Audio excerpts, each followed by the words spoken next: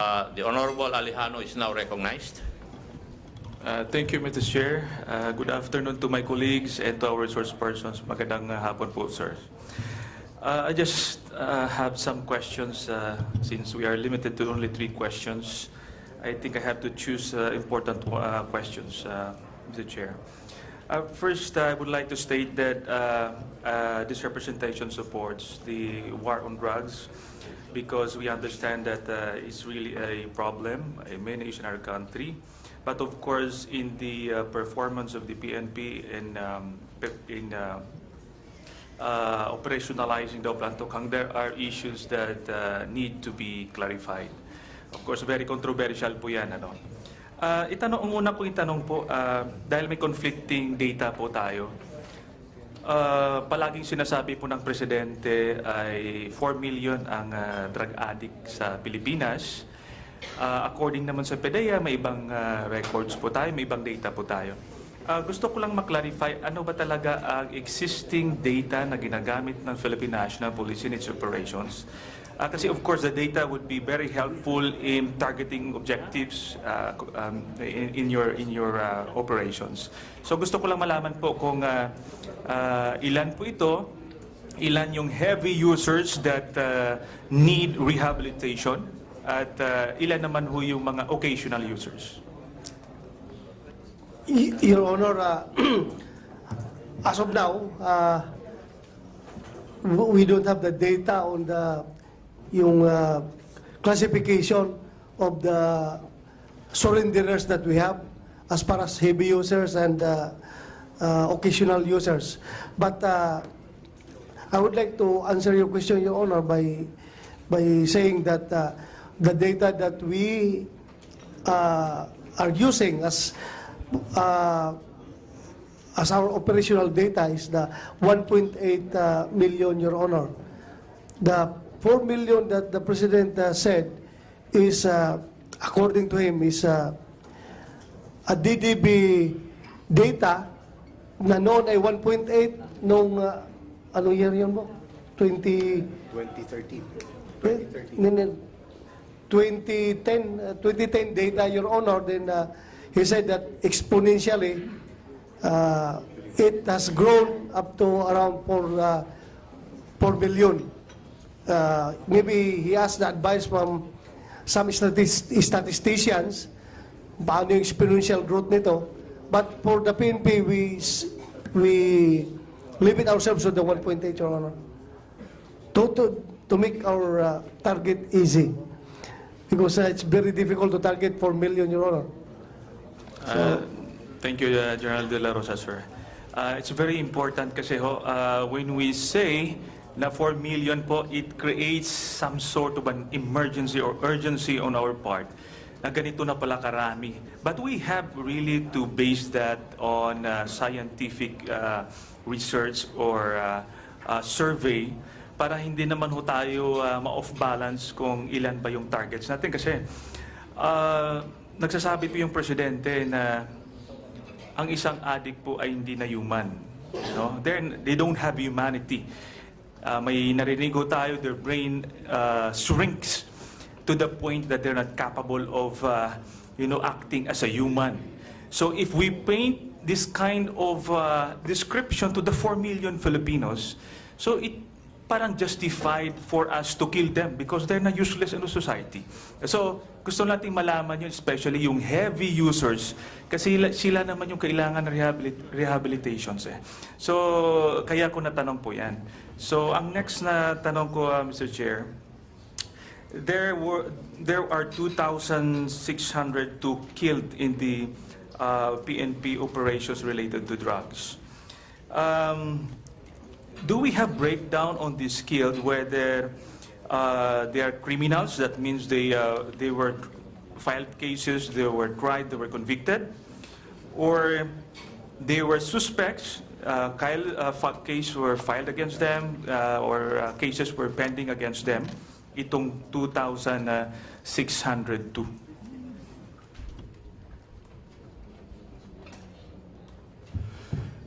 Yes, Mr. Chair. We still are actually looking into it because at 2,600 there are a lot of search warrants also done we have a search warrants implemented. We have bypassed operations on high-value targets that we did. So we will be looking on there's still a process on their personality so that we would be able to know if they really have warrants of arrest, sir. We will do that, sir. Thank you, sir. I think Gary? it's, Before the Honorable Alejano would continue, the Chair would acknowledge the presence of the Honorable Edgar Mary Sarmiento of the 1st District, Samar, and the Honorable Gus Tambunting of the 2nd District, Parañaque City. Gary, go ahead. thank you, sir. I think it's important, sir, because para maiwasan ho natin na sinasabing wala namang kaso ito, hindi naman ito suspect na mamatay ho sila. So that we can show to the people that indeed they were criminals, indeed they were filed cases against them, so that maliwanag po sa atin. Now, in relation to that, sinasabi ko kasing nanlaban ang itong mga suspects na ito o criminals na tinatawag natin. Of course, you rendered spot reports on these operations. Tama po ba, sir? So, can we request for those spot reports? Yes, sir. I think it was also requested at the Senate. So, can we request also here in the committee? Yes, sir. And in those 2,600 killed, meron hong weapons so silang ginamit. Kasi nanglaban ho nga sila eh. So definitely meron silang dangerous weapon na gagamitin o ginagamit in order to threaten the police officers. So meron ho ba tayong inventory, sir, ng mga baril nila na ginamit? Gusto ko malaman ho kung they were properly labeled at kung they were deposited in a certain place, and given the chance, can the members of Congress inspect them? Your Honor, if you want to inspect lahat ng mga recoveries, and lahat po ito ay properly documented, properly labeled, but they are not centralized, Your Honor, centrally stored, Your Honor, because by region po yung mga SOCO teams natin, Your Honor, nandun sa mga regions. But rest assured, Your Honor, lahat ito ay recorded, documented, and properly kept yung ating mga evidences, Your Honor. Nandun yan lahat. And it is covered with the SOCO report, Your Honor. Thank you. Mr. Chairman, one more question. I understand we only have 3 questions. One more question. I just would like to get a categorical answer from the Philippine National Police, sir, on 2 issues. One, especially on the issue of death under investigation or AGK na tinatawag ko natin. Gusto ko lang makuha yung categorical answer nyo po that the PNP is not in a way involved in those killings. And then secondly, wala ho in any way miyembro po ng PNP or ang kanilang asset binayaran sa kada tumba ng drug addict. We want to get a categorical answer from you, sir, so that it will be put in the record. For the first question, Your Honor, wala po. Second question, Your Honor, sinasabi mo na may binabayaran ba yung PNP na tao niya or asset ng PNP na binabayaran para magtumba ng kalaban. As far as my leadership is concerned, Your Honor, wala po. Ang sagot po, hindi po involved ang PNP po. Kung may involved na PNP, Your Honor, it is not sanctioned by the command, Your Honor. Kasi alam po natin, inaamin mo natin na mayroong mga eskalawag na polis na gumagawa na ganun. Mayroong mga polis na, in fact, may nahuli tayo, di ba, na polis na gumagawa ng ganung krimen. But if you would like to get the response from the command of the PNP, Your Honor, hindi po namin sanction yung ginagawa na gano'n. wala po kaming instructions na gumawa ng ganon, Your Honor. Mr. Chair, General De La Rosa, sir, dito po sa death under investigation, I think it's more than 4,000 already. Na meron ba tayong case build up dito sa mga death under investigation? May nakasuhan na ba tayo? May nahuli ho tayo? Kasi marami ho ito eh. Your Honor, it's just very unfortunate that my Director for Investigation and Detective Management, Police Director Marquez is not around, Your Honor. He has the data, Your Honor, and meron na po tayong mga breakthroughs.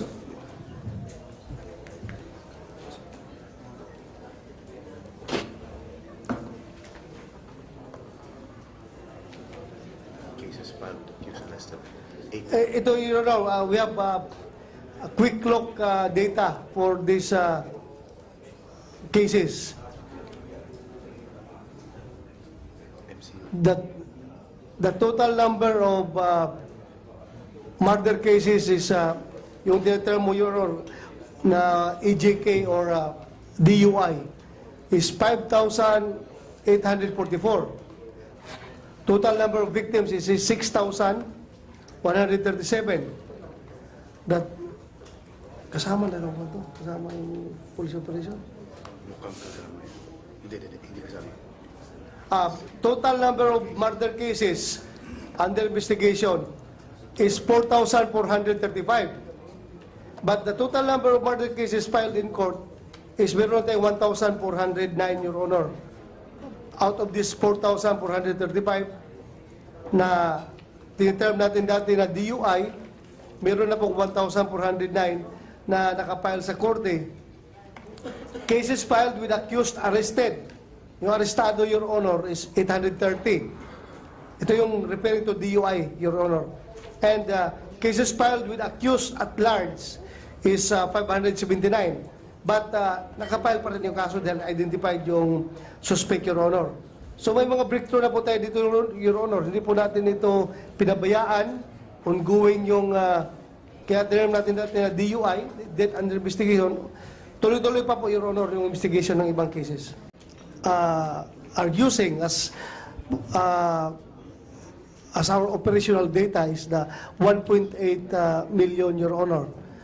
The 4 million that the President said is, according to him, is a DDB data na noon ay 1.8 nung, anong year yun mo? 2013. 2010 data, Your Honor, then he said that exponentially it has grown up to around 4 million. Maybe he asked the advice from some statisticians paano yung exponential growth nito. But for the PNP, we limit ourselves to the 1.8, Your Honor. To make our target easy. Because it's very difficult to target 4 million, Your Honor. Thank you, General De La Rosa, sir. It's very important kasi when we say na 4 million po, it creates some sort of an emergency or urgency on our part na ganito na pala karami. But we have really to base that on scientific research or survey para hindi naman ho tayo ma-off balance kung ilan ba yung targets natin. Kasi nagsasabi po yung presidente na ang isang addict po ay hindi na human. No? They don't have humanity. May narinig ho tayo, their brain shrinks to the point that they're not capable of acting as a human. So if we paint this kind of description to the 4 million Filipinos, so it parang justified for us to kill them because they're not useless in society. So, gusto nating malaman yun, especially yung heavy users, kasi sila naman yung kailangan ng rehabilitations eh. So, kaya ko natanong po yan.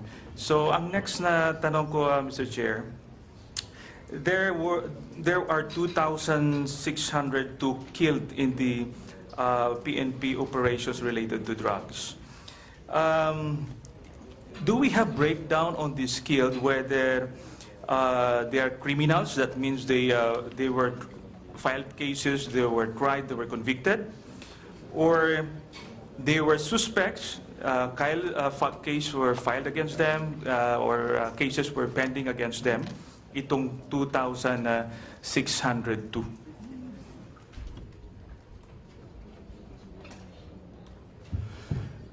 Yes, Mr. Chair. We still are actually looking into it because at 2,600 there are a lot of search warrants also done.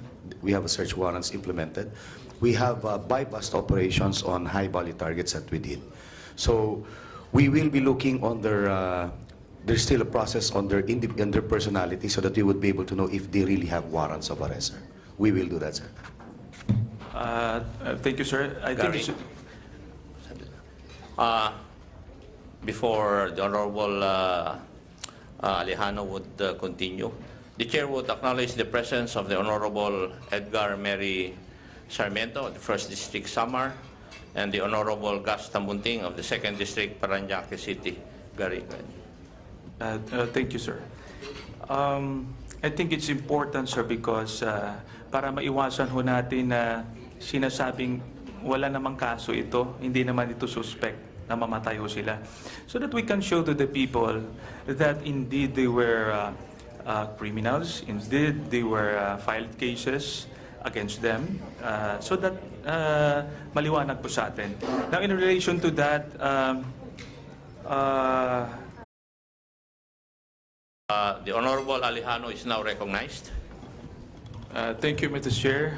Good afternoon to my colleagues and to our resource persons. Magandang hapon po, sir.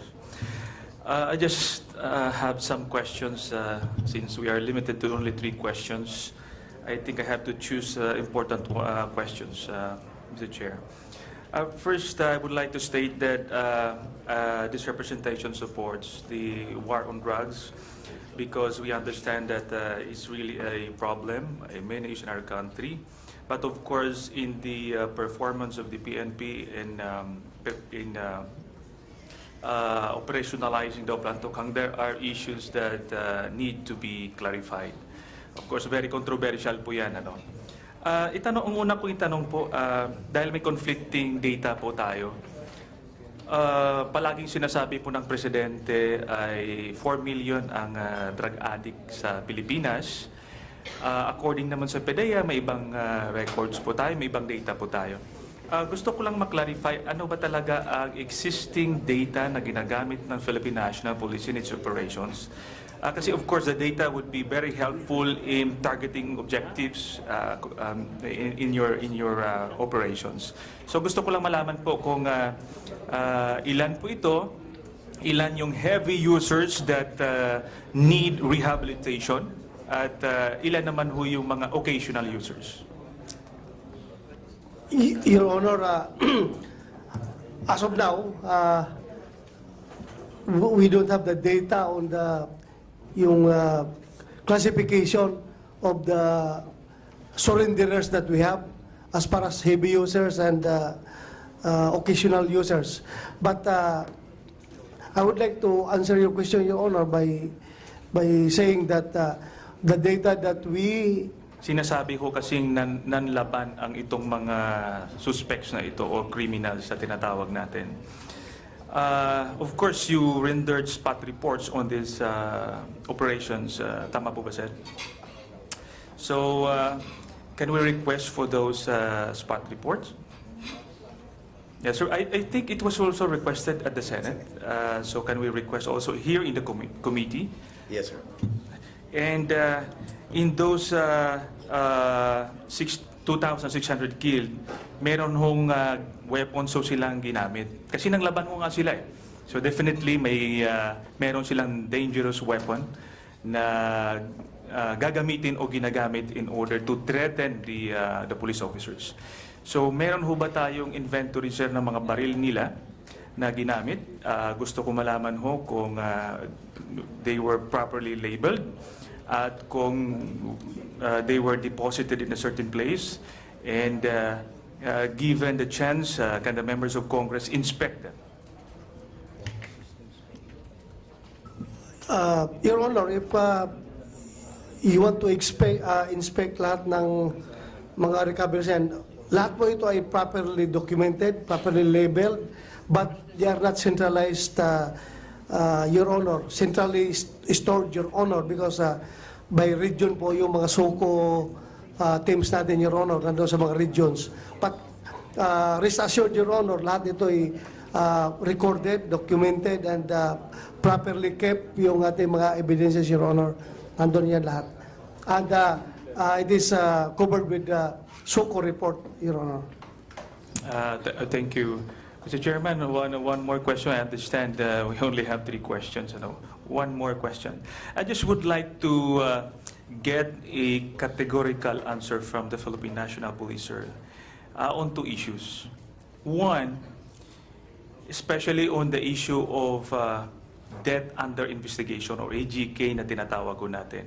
Gusto ko lang makuha yung categorical answer niyo po that the PNP is not in a way involved in those killings. And then secondly, wala ho in any way miyembro po ng PNP or ang kanilang asset binayaran sa kada tumba ng drug addict. We want to get a categorical answer from you, sir, so that it will be put in the record. For the first question, Your Honor, wala po.